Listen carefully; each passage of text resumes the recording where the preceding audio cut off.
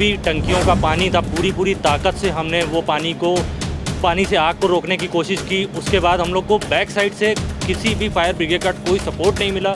आपदा ही इतनी बड़ी थी कि अग्नि देवता और इंद्र देवता ने दोनों ने मिल के हम लोग रोक नहीं पाए। और जब हम लोग के साथ हुई है, इससे पूरा हिंदुस्तान इफेक्ट होगा, चाहे वो कलकत्ता हो, लुधियाना हो, दिल्ली हो, बॉम्बे हो।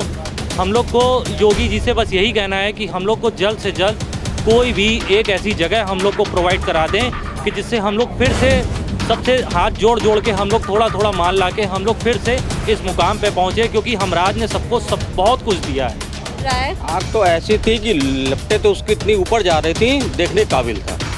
जैसे कि कोई ढेर लकड़ी का रख के आग जलाता है। बहुत ऊंची लपटें जा रही थी और हवा का रुख इस तरफ था, हमराज की तरफ के लिए। तो लपटें इतनी तेज़ थी, तो पहले उसने AR टावर, फिर उसके बाद मकसूद के बाद उसने हमराज में आग पकड़ी। नमस्कार, आप सभी का स्वागत है चौकस राजनीति में। और आज हम बात करेंगे कानपुर की। कानपुर अग्निकांड जो कि आज राज्य का सबसे बड़ा चर्चा बना हुआ है। आपको बता दें, सभी जिलों में, यूपी के सभी जिलों में यहाँ से कपड़ा बेचा जाता था, ट्रांसपोर्ट किया जाता था। यूपी के 75 जिलों के कई जिलों में यहाँ से कपड़ा सप्लाई होता था। आज वही चर्चा का विषय बना हुआ है। कपड़ा व्यापारियों में हाहाकार मची है। कपड़ा व्यापारी क्या, पूरे प्रदेश में ये अग्निकांड ने हाहाकार मचा के रखा, कोहराम मच गया है। किस तरीके से बिल्डिंगें जल रही हैं, 3 दिन लगातार हो चुके हैं। आग बुझने का नाम नहीं ले रही है, बुझ रही है, जल रही है, धधक रही है।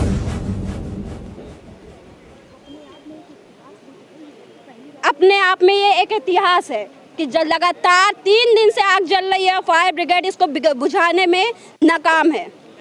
ऐसे हम लोग बिल्कुल रोड पे आ गए। हम लोग को ना आज का पता है ना कल का पता है। अब हम बात करेंगे उन पीड़ित व्यापारियों से जिनकी इस आग में जलकर करोड़ों की संपत्ति खाक हो गई है। इनकी सर, आपका नाम? अमीजाद टंडन नाम है हमारा। सर, आपको कितना नुकसान हुआ है? अभी नुकसान का तो कोई आकलन ही नहीं। जब हम अंदर ही नहीं जा रहे तो हमको नुकसान का आकलन कहाँ से सर, क्या कारण रहा है? अभी कोई स्पष्ट हो पाई है कारण? अभी कोई नहीं। अभी तक जो सुनने में आया है वो शॉर्ट सर्किट, गलती किसी की नहीं है।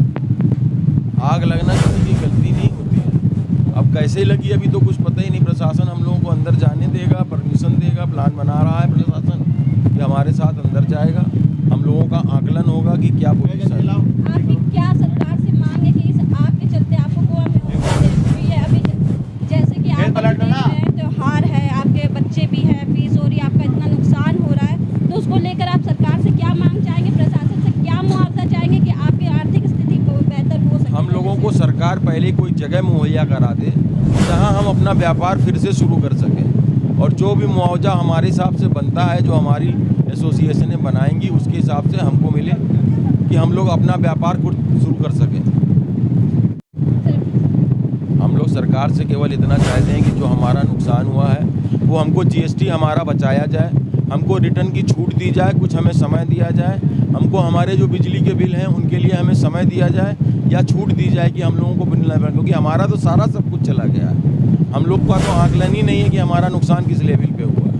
क्या आपने एक बार पता नहीं किया था कि KDA से ये मानक विहीन है कि नहीं है, नक्शा पास है कि नहीं है? क्योंकि आपने इतना करोड़ों का अपना पैसा लगाया है, तो आपने एक बार जांच की होगी कि वहाँ पे स्थिति कैसी है। अगर कोई इन फ्यूचर कोई हादसा हो जाता है तो हम बचाव कैसे करें? सारी चीज़ें, अग्निशमन की भी चीज़ें लगी हैं, मगर हादसा इतना बड़ा है कि कोई चीज़ काम ही नहीं कर पाई ना। अग्निशमन के यंत्र लगे हैं, सब कुछ लगा है, हर दुकान के आगे एक अग्निशमन का यंत्र हर शटर के आगे लगा है।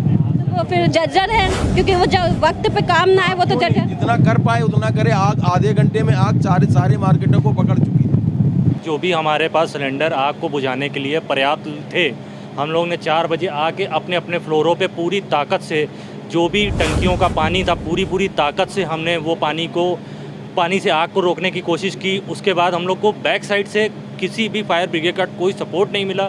उसके बाद भी हम लोग ने CFO जो दीपक शर्मा कानपुर के हैं, उनसे रिक्वेस्ट करके हम लोग ने फायर ब्रिगेड की पानी की पूरी पाइप ऊपर खींची अपने हाथों से, और हम लोग 6-7 बजे तक, शाम तक काफ़ी कोशिश करते रहे कि किसी तरह से किसी की भी संपत्ति ना नष्ट हो या कोई ऐसी कैजुअल्टी ना हो, लेकिन हम लोग नहीं कर पाए। आपदा ही इतनी बड़ी थी कि अग्नि देवता और इंद्र देवता ने मिल के दोनों ने मिल के हम लोग रोक नहीं पाए। और जब हम लोग जब तक आए तब तक बिटवीन सारे कॉम्प्लेक्स में आग इस कदर फैल चुकी थी कि वो हम व्यापारी भाइयों के बस में नहीं था। और हम लोग का जो नुकसान तो जो हुआ है वो हुआ है। अगर हम लोग को सरकार के द्वारा कोई जगह ऐसी मुहैया करा दी जाती है कि जिससे हम लोग जीरो से फिर 1, 2, 3, 4 पे आ पाएँ, वो हम लोग के लिए बहुत ज़्यादा मायने रखता है, बहुत ज़्यादा ज़रूरी है। ऐसे हम लोग बिल्कुल रोड पे आ गए। हम लोग को ना आज का पता है ना कल का पता है, कुछ भी नहीं हम लोग को समझ में आ रहा है। हम लोग के हाथ में कुछ भी नहीं है। नेगेटिव पॉजिटिव सोचने की क्षमता ही हम लोग के माइंड में नहीं है कि हम लोग क्या करें। बस ज़्यादा से ज़्यादा हम लोग की योगी जी से यही एक बेनती है, एक सिफारिश है कि हम लोग को हमारे कम से कम 10 से 20 हज़ार परिवार इस काम से जुड़ा हुआ था। मध्यम वर्ग का, उच्च स्तरीय का, हर तरीके का परिवार इससे जुड़ा हुआ था, जिससे कि उसके घर में चूल्हा जलता था और उसको रोटी मिलती थी। वो चाहे फिर हमारे पल्लेदार हों, चाहे हमारे रिक्शे माल ढोने वाले हों, चाहे हमारे ट्रांसपोर्ट वाले हों। और ये जो त्रासदी हम लोग के साथ हुई है, इससे पूरा हिंदुस्तान इफ़ेक्ट होगा, चाहे वो कलकत्ता हो, लुधियाना हो, दिल्ली हो, बॉम्बे हो। हम लोग को योगी जी से बस यही कहना है कि हम लोग को जल्द से जल्द कोई भी एक ऐसी जगह हम लोग को प्रोवाइड करा दें कि जिससे हम लोग फिर से सबसे हाथ जोड़ के हम लोग थोड़ा माल ला के हम लोग फिर से इस मुकाम पे पहुँचे। क्योंकि हमराज ने सबको बहुत कुछ दिया है और हम लोग बस यही उम्मीद है, हम लोग ने जो सीखा हम लोग जीवन भर वही कर पाएंगे। हम लोग कोई और कुछ नहीं कर सकते। और हम लोग का सारी संपत्ति नष्ट हो गई है, हमारा यही संपत्ति था। हम लोग इसी संपत्ति से अपना घर बना सकते थे और इससे ज़्यादा हम और क्या कहें। हम लोग सूचना के कितनी देर बाद फायर ब्रिगेड मौके पर आया था? सूचना पे मौके पे जो भी नियर हमारे अनवरगढ़ थाना क्षेत्र के आसपास जो भी फायर ब्रिगेड था वो आया, लेकिन उसी दौरान क्या हुआ है कि हवा चल पड़ा है बहुत तेज़। और जो फायर ब्रिगेड आया उसमें जो यहाँ स्थानीय लोगों का कहना है कि इतना प्रेशर नहीं था कि उस आग को कंट्रोल कर पाए, क्योंकि सारे इंटरपोल कनेक्टिंग थे। जितने भी कॉम्प्लेक्स आपको यहाँ पे दिख रहे हैं, उसके चक्कर में वो सारी आग इंटरनल कनेक्टिंग की वजह से बढ़ती चली गई और फैलती चली गई, जो किसी के बस में नहीं था रोक पाना। आपको कब पता चला कि कॉम्प्लेक्स में आग लग चुकी है? 4 बजे के दौरान पता चला और 4:13 पे मैं यहाँ पे आ गया था। और जब तक मैं आया था तब तक हम लोग को बचाने के लिए कुछ भी नहीं था। हम लोग ने एफर्ट्स सारे किए हैं और सभी व्यापारी भाइयों ने, और ये नहीं देखा गया कि हम अपना बचा लें, सब ने ये देखा कि शायद किसी का कुछ बच जाए, लेकिन हम लोग कुछ नहीं बचा पाए। कल हम लोग को टाइम दिया गया है, हम लोग की एक लिस्ट बनाई गई है कि एक फ्लोर का एक ग्रुप जाएगा, उसके साथ एनडीआरएफ की टीमें जाएंगी या प्रशासन की टीमें जाएंगी। वो देखेंगी कि किस कदर क्या नुकसान है। हम लोग को वीडियो बनाने के लिए बोला गया, हम लोग वीडियो बनाएंगे, जिससे कि सभी व्यापारी भाइयों को एक ये है कि शायद हम लोग का कुछ बच गया हो, हम लोग का कुछ रह गया हो, वो हम लोग कल रिपोर्ट करेंगे, जिस हिसाब से हम लोग को ऊपर मैसेज मिलेगा जाने के बाद। आग तो ऐसी थी कि लपटें तो उसकी इतनी ऊपर जा रही थी, देखने काबिल था, जैसे कि कोई ढेर लकड़ी का रख के आग जलाता है। बहुत ऊंची ऊंची लपटें जा रही थी और हवा का रुख इस तरफ था, हमराज की तरफ के लिए। तो लपटें इतनी तेज़ थी, तो पहले उसने AR टावर, फिर उसके बाद मकसूद के बाद उसने हमराज में आग पकड़ी। हमराज से होते हुए उसको नफीस टावर में आई, नफीस टावर के बाद वो फिर सुपर हमराज में पीछे गई। तो ऐसे करके चारों पांचों मार्केट एक साथ स्वाह हो गई। आपको क्या लग रहा था उस वक्त कि मतलब आसपास के लोग, मतलब क्या स्थिति बनी हुई थी? स्थिति ये, एक तो अंदर जाने का कोई परमिशन नहीं था और डर का माहौल इतना ज़्यादा था कि अंदर कोई जा नहीं सकता था। लपटें इतनी तेज़ थी, धुआं इतना था कि कुछ दिखाई नहीं दे रहा था।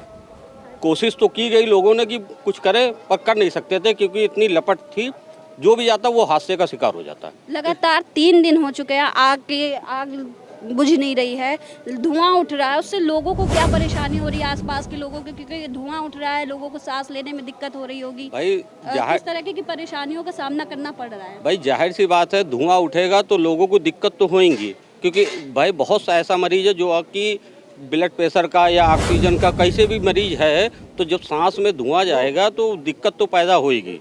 और इतना काला धुआं है, कपड़े का पूरा मार्केट है, रेडीमेड मार्केट है, होलसेल मार्केट है। इतना लोगों का त्यौहार में स्टॉक लगा हुआ था, क्योंकि ईद का समय आ रहा था, रमज़ान का समय चल रहा था, ईद आ रही थी, तो लोगों ने इतना स्टॉक करके रखा था कि आने वाले समय में हम जाके आगे व्यापार करेंगे, पर कोशिश सबकी नाकाम हुई।